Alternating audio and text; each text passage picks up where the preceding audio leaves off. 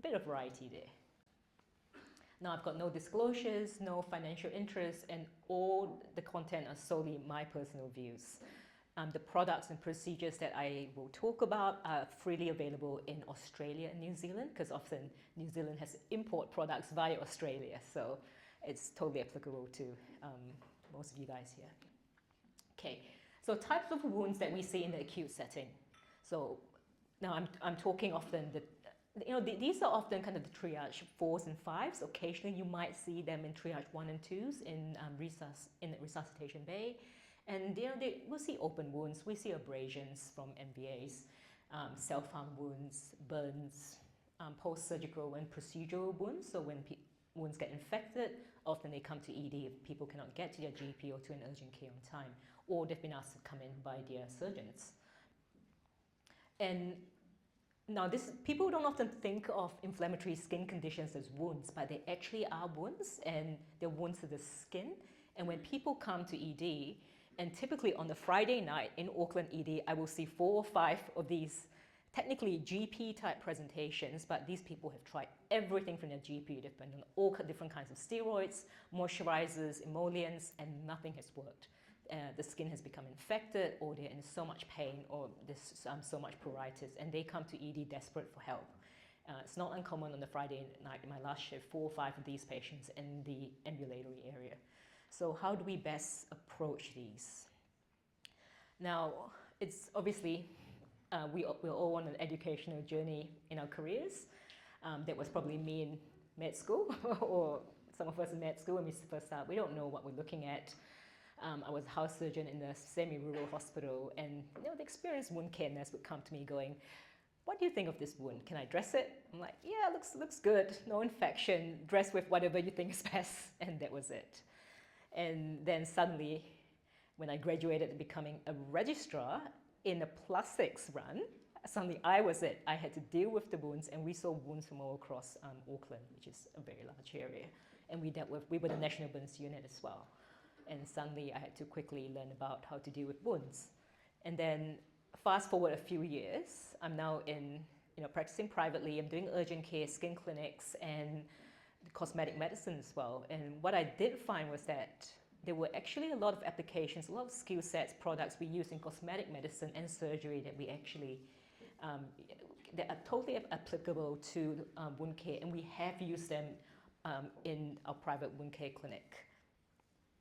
So for most people, look, I'm not going to go into the basic principles of wound care. I'm sure everyone's well versed with that. But essentially, we want an approach that's clinically indicated, it's practical, time and cost effective, and your products have to be freely available. And this will vary from place to place. Often it's a one-off encounter in the acute setting, like in the emergency department or in urgent care clinics. The follow-up's often left to the GP. See your GP in 1 week for removal of sutures. That's our standard discharge summary. And often patients do ask, I find that they do ask, "Okay, doctor, what's going to happen to my wound? What's going to, And often we just say, "Look, see your GP," because that was definitely my approach. So what I'm trying to get to with this talk is how I now approach things. And you don't have to follow it, use it, but it's just nice to know what other options are out there. So we'll talk about alternative topical treatments, dressings, ongoing wound and scar care management, and what to do for pathological scars. And the common end goes the same: best possible outcome for patient. With cosmetic medicine and minor surgery, now I'm not a cosmetic surgeon, but I do minor cosmetic surgery in my clinic. So a lot of our techniques are actually minimally invasive. There's a lot of crossover with regenerative and anti-aging medicine, and the whole purpose of cosmetic medicine is to enhance the aesthetic appearance and the longevity of the tissue being treated, often your face and your skin. And they're totally elective procedures, and patients are private paying, and often very happily private paying, which helps. With cosmetic medicine, million things that you can use for your face to make it look better, from Botox to injectables to filler.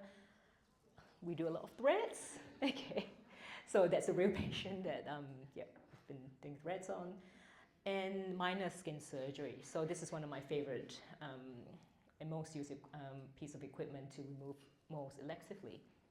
And sometimes we do scar revisions as well, and we'll talk about one of these later. And I use a lot of laser. That's one of my favorite tools because it totally changes your skin. And we'll talk about some burns from that as well. So how do I now approach wounds? Now there's 4 stages of wound healing from hemostasis. So you've got to stop the bleeding, and then there's inflammation that sets in as the body pours in pro-inflammatory cytokines and growth factors to try to clean up, white cells to clean up the wound, and then growth factors to then grow new blood vessels, grow new fibroblasts, induce more collagen, so that your skin will actually build up ECM and heal. And then finally, the scar matures, and that takes any time from 3 months to 2 years. And with cosmetic medicine, it's actually involved in every step. So in terms of application, so often we would purposely create micro trauma with needling or lasering, but controlled trauma, so that your skin goes through all these 4 processes and ends up better at the end. So often with needling and laser, we do a lot of, we cause a wound, and with the inflammatory process, the body pours in all the healing and growth factors, and often we can either deliver growth factors either intradermally by injection or through channels like a laser, and that then feeds the wound all the good stuff so that it heals better and looks better at the end. And the end results, younger looking skin. So that's the goal of cosmetic medicine. And we can totally apply it to acute wound healing as well, because at the end of the day, people want, having an accident is not great. People want the best possible outcome. And our goals for wound care, clean the wound, close the wound, and close it well, retain moisture and the skin barrier, avoid any further trauma to it, because that can actually cause bad scarring. And we often say, look, do your scar management for at least 3 months, even though we know it takes up to 2 years for a scar to fully mature. And for larger and porous scars, you continue for longer.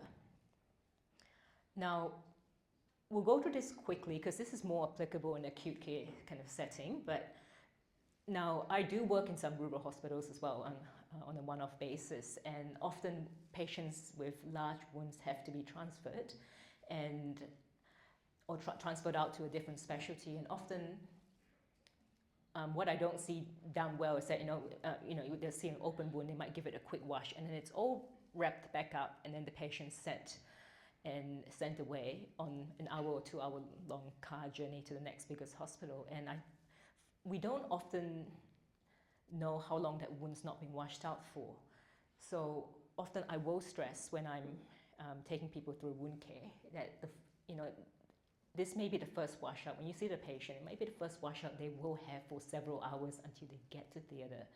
And you can use normal saline, but I know more and more hospitals are now trying to get antibacterial products like Produsen, so we have that in New Zealand. So I would strongly recommend that if you do have a private ED or clinic, I recommend getting something antibacterial as well. And just wash lots and get rid of any contamination, because that is what's going to make the difference between a wound getting infected and therefore leaving a porous scar compared to a wound that's going to heal nicely. And the other thing I do notice is that often when I take off dressings at the other end, the wound edges are often very macerated, and it's not necessarily from the serious wounds, it's from things being washed and then wet dressings being put over. So if the wound quality is better for repair, the scar will do better.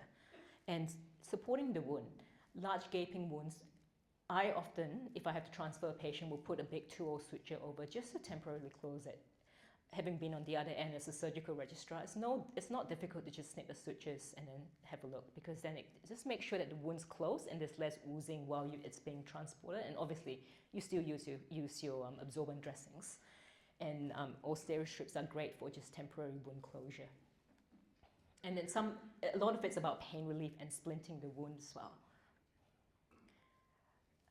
Be kind to patients, give them some local anesthetic or block, and dress appropriately, so non-adherent layer, and then an absorbent dressing for to catch any oozing so that the skin edges don't get too macerated and splint the wound.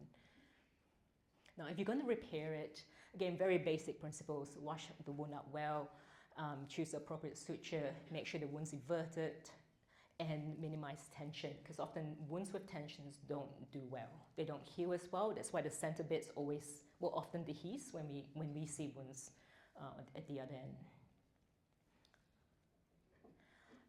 The other thing that I often would that doesn't happen is also people leaving wound edges a bit jagged. So often I'd say, look, you've put in the local anesthetic. Take the time, cut out the wound as an ellipse. Sometimes if the wound's really contaminated, I just cut the whole thing out as an ellipse. And that way you have a nice, clean, sharp edge to suture, and the wound does a lot better. And if it's too contaminated, talk to your local surgeon. They'll have access to things like jet irrigation or other methods, or they might be able to put the patient under GA and clean the wound properly, because a contaminated wound is going to get infected despite antibiotics, and it's not going to do well. I really like steri strips. They splint the wound really well. And the one thing to remember is that often with these skin tears, the best way to repair them is steri strips. But what I find is that with too many steri strips, often it causes too much tension on the skin, and the skin actually dies. So be judicious about how you apply steri strips on flat wounds. What we don't want is this. That will clearly kill the skin. And I really like Histopru.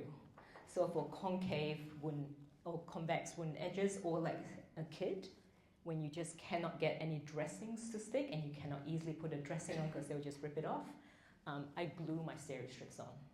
And I don't like gluing directly initially because the kid screams because the glue really stinks. So what I do is I put a steri strip or several steri strips on, and I actually splint the steri strips with glue. And that tends to work really well. And you tell the parents, look, it's splash proof, it's not waterproof, but it will last them the 5 days till the wound heals. I like splinting with Hyperfix as well, making sandwich dressings out of it to relieve tension. So yeah, and often I often do get the question, what do I do once the sutures are removed? How will the scar look like? What do I do about the scar? And that's where I can start actively telling them, look, there are things you can do. You can talk to your local cosmetic physician, and I make it a point to say physician because I do want someone that knows about wounds to be dealing with scars. I've got a few favorite hero products, and these are available in Australia, and we'll talk about them. One of my favorite products for open wounds or post-surgery is a brand called Stratamed. Now, again, I have no financial interest. This is what I personally use and I've had really good results for. Because often when I'm doing radiofrequency surgery and leaving an open wound, I apply this straight on. It's a colorless silicone gel, goes on directly onto an open wound or a wound that you have sutured. So it's full contact, totally flexible and colorless. It's occlusive, so people can be, if post-op, I don't mind as much that they touch the steering wheel and touch their wound because I know it's occlusive. Obviously, I don't encourage that, but we know that people actually touch their wound sites, especially if it's on their face. It's bacteriostatic, inert, so people don't react to it, and it moisturizes the wound. That's from the company's website. You can see that's with a once daily application of Stratamed. So if you do have a private clinic, private skin clinic, or even a private ED, it's worth getting in because you can bill for these things as part of your materials fee. And so a big part of my work is using a Surgitron or radiofrequency device to remove elective skin tags, moles, whatever bothers the patient. So it seals as it shaves. So I shave the wound, the skin tag off in layers, and it leaves like an open wound, but I seal it, but something needs to go over it, and I put the Stratamed on, and it heals beautifully. There is a more concentrated version called Strataderm for more mature wounds, so you can use that on wounds of any edges, and the company does claim that it still works. So that's their claim after 2 months. People often like silicone sheets. I think they're a bit expensive and the compliance rate is low, but for a motivated patient, that works. And I just say, look, tape the wound up. You got to protect it from the sun, from being scratched and things. Just tape it up, and you might find that your outcomes are actually a bit better once the wound's splintered and there's less tension across it. So when people ask me, what can I do for my wound? I say, look, try the silicone gel, use the sheet if you want to, use some skin tape, and I often recommend multivits, especially vitamin C, high dose, and zinc. Totally elective, but if patients ask you, that's what I recommend. So purely personal. Now, scarring. All wounds will leave a scar, and the thing is, the important thing is how is the scar going to look? Is it going to look like a normal scar that blends in with the skin? Is it going to look hypertrophic, or is it going to look keloid? And what people are most worried about are the hypertrophic and the keloid scars, because they're raised, they're red, they're itchy, they're painful, and they're just ugly. So risk factors for bad scarring, it depends on the wound, right? So how severe was the wound? How deep was it? How large was the area? Was there any concurrent infection, hematoma that caused the wound to then dehisce? Were there any other sources of inflammation? And often you'll find that people react to tape, and there's inflammation around a fresh wound. Location, so tension, how much tension, if it's on anything in the cape area, so we term the cape area where it's the deltoid, posterior shoulder, or very mobile areas, they tend to not scar as well. And well, operator factors, so you haven't prepared the wound well, or the closure hasn't been great. And to be honest, at the end of the day, it does boil down to patient factors as well. So race, skin type, so I tend to say anyone Asian skin type and above always have a tendency to not scar as well. Any previous personal or family history of bad scarring. And then, look, if they're a smoker, they're malnourished, they're diabetic, they've got vascular issues, they're never going to do as well as someone that is young, fit, and healthy.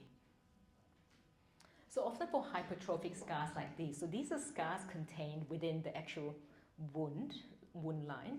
I tell people to just wait and use topical treatments, because if you wait 3 to 6 months, often the scar will fade to a level where you may actually be happy to accept it and not need further revisions. Children do especially well, and I do tell parents to keep on with the topical treatments and to wait, because often I get a lot of anxious parents coming going, how is my kid going to scar? Is it going to ruin his life and all that? And I say, look, just wait, use the topical treatments and wait. But to speed things up, there are a variety of things we do in cosmetic medicine that can actually help. And some of it's a crossover between dermatology as well. So in my experience, I love steroids. Kenacort always works wonders, and the key is to really get the actual injection right. So right amount, right mode of delivery. If the scar's nearly flat, don't go injecting it. Use other assisted methods to actually deliver your steroids, and we can talk about that a bit later. I'm a big fan of using botulinum toxin, because I find that it really works without the side effects of steroids. So steroids can cause, if injected wrongly, can cause fat atrophy, so the scar actually dips. And that's more of an issue actually, because it's hard to fix. Although it does recover with time, it causes neovascularization, so the scar ends up with a really spidery look where you have new blood vessels over it, and people go, ooh, that now looks really weird. And it can cause skin hypopigmentation as well if you're not careful, and some of that steroid gets into the skin. And I've definitely seen it happen on one of my patients who was keloid injected in the buttock, and she was a Fitzpatrick 6, so African patient, and that was not great. But so we're going to have to fix that. I like needling, hot or cold. I often add adjuncts to speed things up. And recently I've been doing more combination treatments as well with cryotherapy and lasers. In worst case, if the patient still you don't get a good result, just cut it out. But you warn them, look, you might end up with the same scar if you don't take care of it. Or a worse scar if you don't take care of it. Now, steroids are mainstay. I mean, most of us are aware of the effects of steroids. It flattens the scar, it makes it look less red. Now, botulinum toxin is not mainstay. It is widely published, but not mainstay. So these are all Chinese papers, and they seem to get away with doing split studies quite a bit. So, so you can see the effect of high and low dose injection on abdominal scars. They've published a few papers on injecting tox even after your surgery, once you've closed the wound, putting it into superficial muscles like your frontalis. There was a paper that I can't find where they've literally done a split wound, where they've marked half the wound, injected the top half with Botox and left the bottom half, and it did significantly show an improvement. So that was quite interesting, and I wonder how it got through ethics, but it did. And it was quite a few patients in that study. So, and this is one of our clinic patients, so done by another skin doctor that works in my clinic. So this is a 3-month-old facelift scar in a, I think, 29-year-old Thai gentleman, and he wasn't happy that it was still red. It wasn't that hypertrophic, it was just red. So tox was injected, and he's now very happy. Needling really works for minor scars, and I know this is not the most obvious scar, and I mean, most of us would go, that's a really good scar, right? The one on top, but the patient wanted no scar because this was on the occipital scalp of someone that was bald. So he wanted the scars softened. So he had 2 microneedling sessions. Now with microneedling, we can deliver it hot or cold. So hot just means with energy, so with a radio frequency device often, and cold just means, your skin pen without any heat. They both work well. Obviously with heat always works a bit better because you get the heat from the radio frequency and the needling. And what we're doing is creating trauma. So you can see how on the far left, patient looks sunburned. It's actually microtrauma from all the needling. And the skin does heal within 3 to 5 days and ends up better. What do we use with needling? PRP is quite widely used in cosmetic medicine. Take your blood, spin it down, harvest a platelet-rich plasma, inject or microneedle it back into your face. I don't know how she's looking so happy. That hurts like hell, I can tell you, to have my PRP injected. But often I tend to microneedle it, and platelet-rich plasma is full of healing factors. So things that your skin needs to heal well and look better after that. So, and that can be used for wounds. And look, this is my shortcut to PRP now. This is widely available in Australia now as well. It's something called exosomes. So it's basically nano-sized particles. So what this company did was they found a 20-year-old fit and healthy Korean woman, harvested some fat cells, and then stimulated the fat cells to produce hormones and cytokines and growth factors, and bottled that. So all the product literally comes from one woman, and it's been bottled up. And look, it sounds really airy-fairy, but I can swear, having used it on myself and multiple patients, it bloody works. And if you can use it on your burn, if I had a burn, that's the first thing I'd put on it. Again, it's not widely accessible, but if someone had, was willing to pay privately for some cosmetic input, that works. And I'll show you how it works. So this is microneedling with some exosomes, but what I want to get to is, okay, I'll get to her later. And now, okay, so these photos have been very kindly shared. Well, the patients agreed for me to share the photos because I did a split breast study. She had some stretch marks. I lasered it. Now, on the series of photos on the left, your right, the breast on the right is the right side, and the left is left. And you can see that with exosomes, so I did a split breast, so exosomes on the left and the alternative product on the right. You can see that the redness is actually largely decreased, and it looked a lot less red in real life. So she was very happy with it, and I did a few other split breast, split face, split neck trials, and since then that's been my go-to for my cosmetic procedures, and I have used it on patients with wounds with good results. After 3 days, there's not much of a difference, so these things are best put on the first 3 days, so in an acute setting. Now, I'm fully aware that these are not mainstream, so these are my personal opinion, but I have found that they work. Okay, can we go back? Okay, this was another patient post-laser. The middle photo is the right side with the alternative product. On the left side, she had exosomes, and this is day 1. So they send me daily photos. So the lighting probably isn't the best because these are selfies, but you can see that there's a clear difference. And so I've been using them on burns. And what we do see in urgent care and in ED actually nowadays more and more post-tattoo removal burns and post-laser dermatitis. So burns like this. And now this is an Australian product that I found really helpful. So it's made by a company called Tissue Repair, and they've called their product TR Pro Plus. And what they have is beta-glucans. So these are molecules that look like yeast molecules, and the body recognizes it as a foreign body, and then it stimulates the body to then pour in inflammatory cells to repair the wound.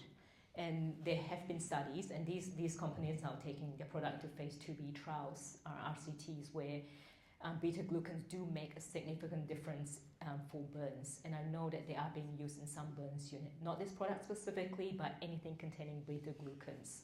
So if you have a patient with a burn, you can say, look, depending on your budget, where you live, go find a product with beta-glucans, because that has been shown to help with burns. So I actively use this on my post-laser, micro dermabrasion patients, and also in acute wound care.